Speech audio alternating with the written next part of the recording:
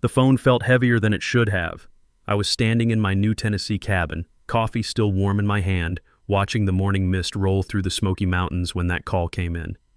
3 words changed everything. They're moving in. I'm Wesley Cooper, 62 years old, and after 35 years wearing a badge in Memphis, I thought I'd earned some peace. Bought this place for $165,000 with my retirement savings. 800 square feet of timber and quiet, 15 miles from the nearest neighbor. No sirens, no domestics, no late-night calls. Just me and the mountains. Then my son-in-law Kenneth decided otherwise. My parents lost their house, he said. No greeting, no courtesy. His voice had that flat corporate tone he used when he wanted to sound important. Gerald and Helen are moving in with you for a couple months until they find something. I set down my coffee carefully. Wait, what? Kenneth, I just bought this place. It's barely big enough for a couple months until they find something. I already told them Friday morning. I bought this place to be alone. I spent my entire retirement on, then you should have stayed in Memphis. Friday morning. I'll text you their arrival time. The line went dead. I stood there holding the phone, staring out at the clearing where I'd watched a family of deer graze just an hour before. They'd moved on. Smart animals. My knuckles had gone white on the phone. I forced myself to release it, flex my fingers, breathe. 35 years on the force teaches you to stay calm when people try to push you around. But this wasn't some punk trying to intimidate a cop. This was family, which made it more complicated, more dangerous. I walked to my kitchen table and pulled out a small notepad, the kind I'd carried for 3 decades, grid paper for notes and observations. Started writing questions, not emotions, timeline estimates, resource assessments. The cabin keys sat on the table beside my notepad. An hour ago, they'd meant freedom. Now they meant something else entirely. I picked them up, felt their weight, set them down with deliberate care. 35 years I'd been the reasonable one, the peacekeeper, the man who swallowed inconvenience to keep family peace. Not anymore. See, Kenneth never understood that retiring from law enforcement doesn't mean you forget how to investigate. And when someone tries to muscle you, especially family, you dig deeper. What I found in the next few days would turn this whole situation upside down. Dawn came through the kitchen windows and found me still at the table. Empty coffee cups formed a semicircle around my notepad, which had grown dense with notes, diagrams, questions. I hadn't slept, didn't need to. My mind felt sharp in a way it hadn't since I'd turned in my badge. I made fresh coffee and studied my notes. Then I cleaned up, loaded my truck, and drove to the Tennessee Department of Natural Resources office in Gatlinburg. The ranger station sat in a modern building designed to blend with the landscape. Inside, educational displays showed black bear territories, elk migration patterns, wolf reintroduction programs. A ranger, maybe 45, with the weathered face of someone who spent more time outdoors than in, looked up from his desk. "Help you?" "Just moved here from Memphis," I said. "Bought a place off Highway 321. Beautiful area, but I've heard there's been some wildlife issues lately." "What kind of issues?" "Wolves. Heard they're making a comeback in these mountains." He stood and moved to a wall map, pointing to areas marked with colored pins. "Reintroduction's been successful. They're usually shy, but they've got incredible sense of smell. Can detect food or prey from miles away. I want to be prepared." "Any safety recommendations?" "Smart thinking." He handed me a pamphlet. "Keep your property clean. Don't leave attractants out unless you want visitors." I took careful notes. Wind direction, pack territories, seasonal behavior patterns. I thanked him warmly, mentioned again that I was from Memphis and still learning about mountain life. Every word calibrated to sound naive, concerned. Exactly what he'd expect from a nervous retiree. But I wasn't nervous. I was planning. Back in town, I found an outdoor supply store with taxidermy on the walls and racks of hunting gear. The security section sat between camping equipment and firearms. "Looking for wildlife cameras," I told the clerk. "Want to monitor bear activity near my property." He showed me 2 models with motion activation, night vision, cellular connectivity. "These'll do you right. We get lots of folks wanting to keep an eye on their land." $340. I paid cash. Wednesday afternoon, I installed them methodically. One covering the driveway approach, one angled toward the front porch. I tested the motion sensors, checked signal strength, adjusted positions until the coverage was perfect. The investigator part of my brain, 35 years of documenting evidence, found satisfaction in the precision. Hide them enough to be unobtrusive. Position them for optimal capture. Test, adjust, verify. Both cameras connected to my phone with decent cellular service. I'd have real-time footage of whatever happened on my property. Thursday morning, I drove to a local butcher shop, the kind of place that served hunters and local restaurants. Need 20 pounds of beef scraps, I said, organ meat, fat trimmings, for wildlife research. The butcher didn't blink. You got it. $45 for meat wrapped in white paper, loaded into coolers I'd brought. The smell was immediate and powerful. Blood, fat, raw flesh. Thursday afternoon, I stood in the clearing behind my cabin with the coolers open. The wind came from the west. I checked it the old way, wetting my finger and holding it up. I walked 30 yards from the structure, upwind. Then I placed the meat in 3 piles, spreading it to maximize scent dispersion. Not random, calculated. Close enough to draw predators to the area, far enough that they'd focus on the piles, not the building. I wasn't trying to endanger anyone. I was trying to educate them. Back inside the cabin, I moved through each room. Locked windows, turned off unnecessary power, set the thermostat to minimal heat, protecting my investment while setting my trap. I paused at the door, took one last look at the space I'd inhabited for less than a week, and left without hesitation. The drive to Memphis took 6 hours. I arrived at my old house just before midnight, the suburban place I hadn't yet sold, still partially furnished, but hollow. I unloaded my truck, set up my laptop in the living room, propped my phone where I could watch the camera feeds. Then I waited. Friday morning at 10:30, a sedan appeared on my phone screen. Gerald and Helen emerged, looking around with expressions I recognized even on the small display. Displeasure, judgment, like they were doing me a favor by showing up. The camera microphone picked up their voices clearly. "This is where he's living now?" Helen wrinkled her nose. "It smells like pine and dirt. At least it's free." Gerald walked toward the cabin, studying the building like he was appraising real estate. "We'll stay a few months. Let Kenneth figure out the next step.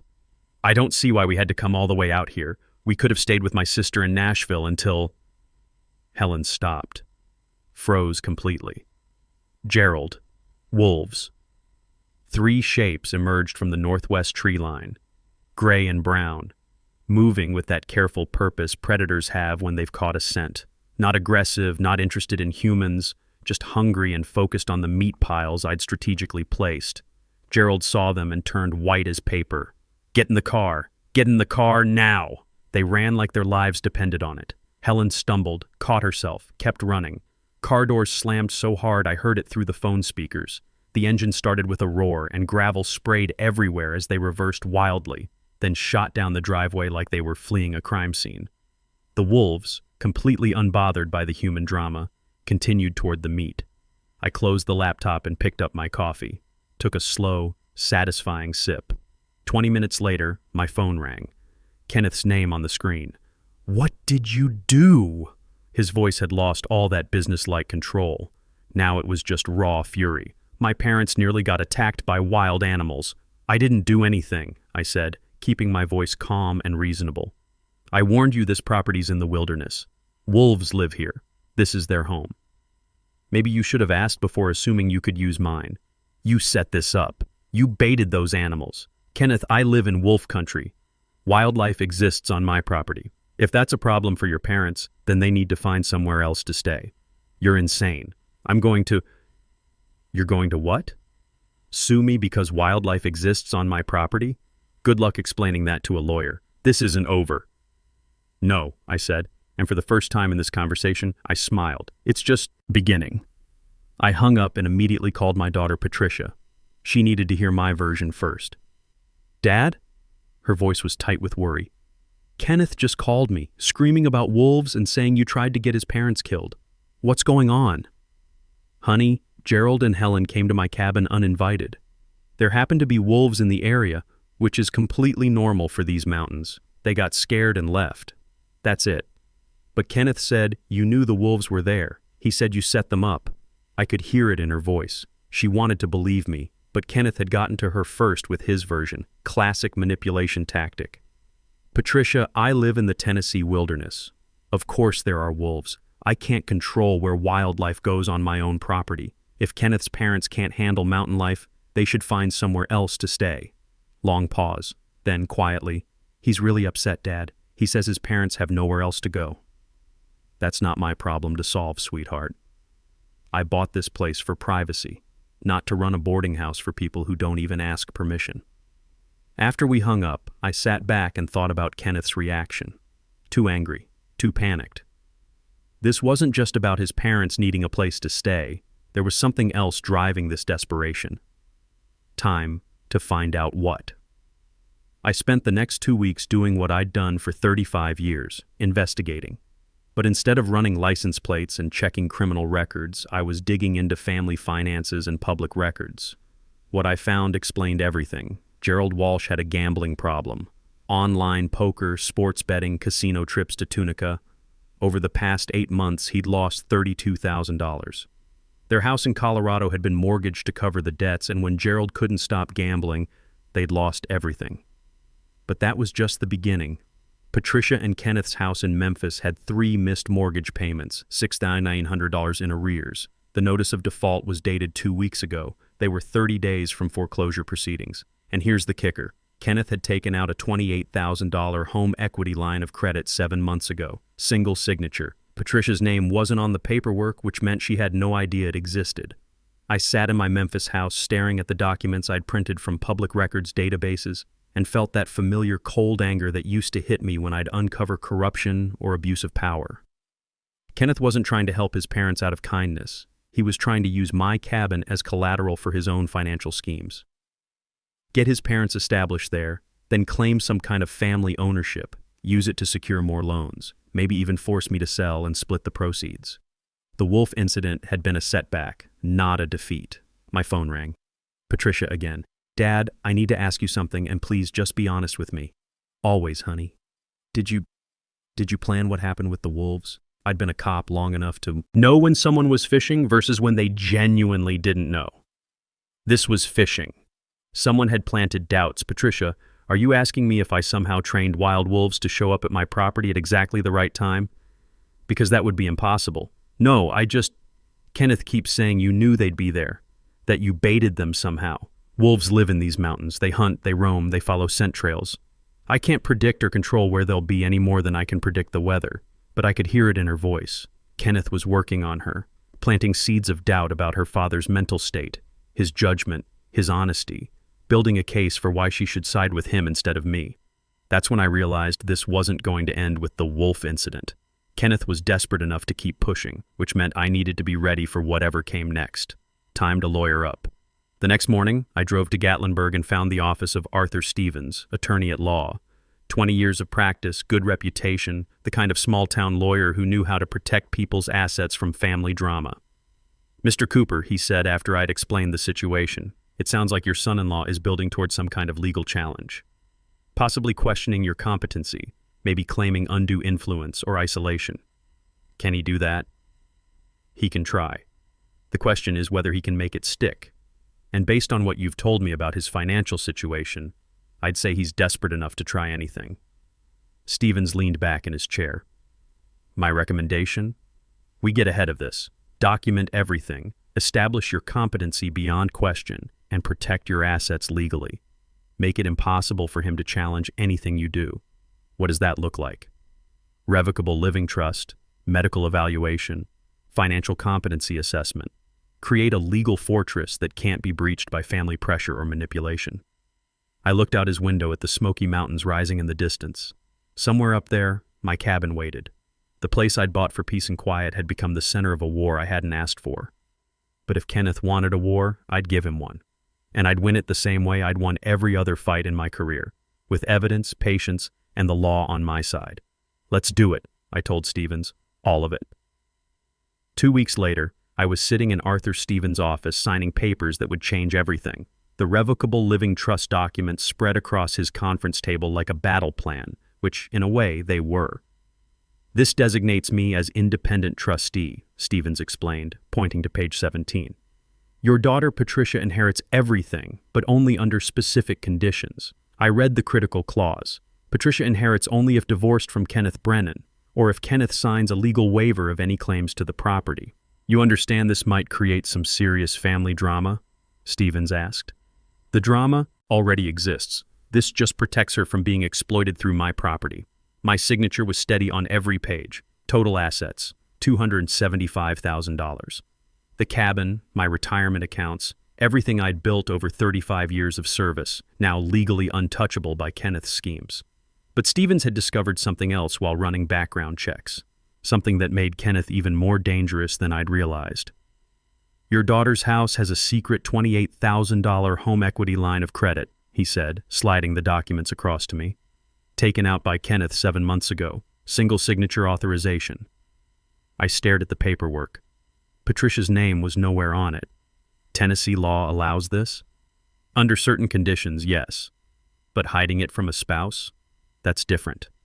And combined with the missed mortgage payments, it looks like Kenneth used your cabin scheme to buy time while he figured out how to cover his debts. The mortgage arrears had grown to $6,900 over 3 months. At $2,300 per month, they were maybe 6 weeks from losing the house entirely. There's one more option, Stevens said quietly. Banks sell defaulted mortgages to collection companies at a discount. You could purchase the debt through an LLC. Become the creditor anonymously. I sat back, processing the implications. That would give me control over whether Patricia keeps her home. Complete control. But it's ethically complex. You'd be deciding your daughter's financial future without her knowledge. I thought about Patricia, about little Sophia who was just starting first grade, about Kenneth's desperate schemes and his willingness to destroy anyone who stood in his way. Do it. But Patricia can't know yet. Not until I can explain everything. The transaction took 5 days. $26,000 from my savings bought the defaulted mortgage through Mountain Valley Holdings, LLC. Kenneth received notification that his loan had been sold, but no information about who the new creditor was. Meanwhile, I was building my own case file the way I'd done for decades, methodically, thoroughly, with every detail documented and cross-referenced. The medical evaluation came first. Dr. Margaret Foster in Gatlinburg put me through 90 minutes of cognitive testing, physical examination, and psychological assessment. Mr. Cooper is mentally competent, physically healthy, and fully capable of managing his affairs, she wrote in her official report. No signs of dementia, confusion, or diminished capacity. I paid the $240 fee and filed the report with my attorney. If Kenneth tried to claim I was incompetent, I had professional medical evidence to the contrary. But Kenneth was building his own case, and it was nastier than I'd expected. The calls started 3 days after the trust was signed. Family members I hadn't talked to in years, all expressing concern about my mental state. My cousin Linda called first. Wesley, Kenneth reached out to me. He's worried about you being isolated up there in the mountains. Said you've been acting strange, making poor decisions. The pattern was obvious. Kenneth was conducting a whisper campaign, painting me as a lonely old man losing his grip on reality. Linda, I'm fine. I retired to the mountains. That's not strange, that's smart. He mentioned something about dangerous encounters with wild animals and refusing to help family when they needed a place to stay. That's an interesting version of events. Thanks for checking on me, but I'm doing great. But the calls kept coming. Former colleagues, distant relatives, even my old partner from Memphis PD, all expressing the same rehearsed concerns about Wesley Cooper's declining mental state and poor judgment. Kenneth was trying to isolate me, make me look unstable, build a foundation for challenging my competency. Classic manipulation strategy. But he made one critical mistake. He underestimated how much a retired cop knows about documentation and evidence. I recorded every conversation, saved every voicemail, documented every contact in a detailed log with dates, times, and exact quotes. When Kenneth finally made his move, I'd be ready. The confrontation came on a warm afternoon in late June. I was fixing the porch railing when Kenneth's car came roaring up my driveway, throwing gravel and dust. He jumped out, face red with anger, storming toward me like he was ready for a fight. I calmly pulled out my phone and started recording video, stood at the top of the porch steps. Elevated position, clear view of his face. Kenneth, you're on my property uninvited. I'm recording this conversation. I don't give a damn about your recording." His voice was loud enough to echo off the mountains. "You set up some legal scheme to steal from your own daughter. The trust protects my assets and ensures Patricia inherits appropriately. It's completely legal." Appropriately? What the hell does that mean? It means my property won't be subject to claims by people who have no legal right to it. People? I'm family. I'm married to your daughter. You're Patricia's husband. That doesn't give you claim to my property. The trust simply formalizes that reality. Kenneth's control snapped completely. "We'll see about that. I'll get lawyers. I'll contest this. I'll make sure you never see Patricia or Sophia again." There it was, the threat I'd been waiting for. On video, in his own words, threatening to use my granddaughter as a weapon against me. "You're threatening to isolate my daughter and granddaughter from me because I protected my own property. That's very interesting. For the record, this isn't over, old man. Then leave my property now, or I'll call the sheriff for trespassing." He stormed back to his car, engine roaring as he spun gravel and sped away down the mountain. I stopped recording and immediately uploaded the video to cloud storage, then sent a copy to Stevens. Evidence of threats, intimidation, and Kenneth's real motivations, all captured in high definition. But that night, Patricia called. Her voice was different, cold, distant. "Dad, I can't believe what you've done." "What do you mean?" "The trust. Setting it up so I can't inherit unless I divorce Kenneth. How could you do that to me?" My heart sank. Kenneth had told her about the conditions, probably spinning them as evidence of my mental decline or vindictive nature. "Honey, the trust protects you from my own husband? From my family?" "Dad, Kenneth's parents just lost everything. We're trying to help them, and you're playing legal games." "Patricia, there are things about Kenneth's financial situation that you don't know, things that put you and Sophia at risk." "What things? What are you talking about?" I sat down heavily at my kitchen table, looking out at the mountains where I'd hoped to find peace. The moment of truth had arrived. "Your house is in foreclosure, 3 months of missed mortgage payments. And Kenneth took out a $28,000 home equity loan against your house without telling you." Long silence. Then quietly, "That's not possible. We pay our mortgage every month. I would know about a home equity loan. I have the documents, Patricia. Public records. Kenneth forged ahead without your signature because Tennessee law allowed it under certain circumstances." "You're lying. You're making this up to turn me against my husband." The pain in her voice cut deeper than any physical wound I'd ever experienced. My own daughter thought I was lying to manipulate her. "I'll send you copies of everything. Bank records, foreclosure notices, the HELOC paperwork. You can verify it all yourself. Don't. Just don't. I can't handle this right now." She hung up without saying goodbye. I sat in my kitchen as darkness fell over the mountains, wondering if I'd just lost my daughter forever in order to save her from a man she couldn't see clearly yet. But I had evidence, mountains of it, and eventually the truth would win out. It always did. The federal investigation moved faster than I'd expected.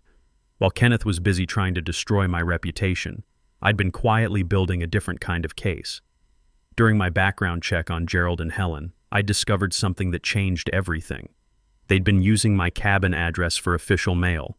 Tennessee Department of Family Services, Social Security Administration, even a new bank account opened with my property as their residence. The problem? My security cameras proved they'd never actually lived there.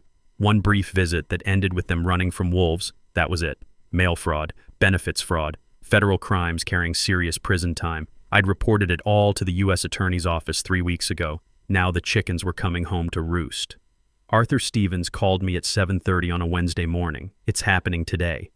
Federal agents are executing arrest warrants for Gerald and Helen in Colorado. I sat down my coffee carefully. How soon before Kenneth finds out? He'll get a call within the hour. His parents will need lawyers, bail money, the whole circus. This is going to destroy whatever financial stability he had left. An hour and 15 minutes later, my phone rang. "Patricia. Dad." Her voice was shaken, confused. "Something's happened. Kenneth just got a call from Colorado. His parents were arrested by federal agents. Something about fraud using your address." I took a careful breath. "I reported crimes to the proper authorities, honey. When someone uses your property address for fraud, You're required by law to report it. You turned them in. I reported federal crimes. What happened after that was the justice system doing its job. Long silence. Then very quietly, Kenneth's falling apart. He's talking about needing money for lawyers, about losing the house. Dad, what's really going on here? I think it's time we had a conversation. In person. Just you and me. Kenneth won't want me to. This isn't about Kenneth. This is about you and Sophia. Can you come to the cabin this weekend? Saturday afternoon. Another pause. Just me, just you. We need to talk about some things Kenneth hasn't told you. Saturday arrived with crystal clear skies and that perfect Tennessee mountain air that made everything seem possible. I'd prepared lunch, Patricia's favorite chicken salad sandwiches from when she was little, and organized all my documentation on the kitchen table. When her car appeared in the driveway, I felt a knot in my stomach I hadn't experienced since walking into dangerous domestic calls as a rookie cop. This conversation could save my daughter or destroy our relationship forever. She emerged looking tired, worried, older than her 35 years. We hugged on the porch, but I could feel the tension in her shoulders. We started with small talk over coffee, but the folder on the table kept drawing her eyes like a magnet. Finally, I couldn't delay anymore.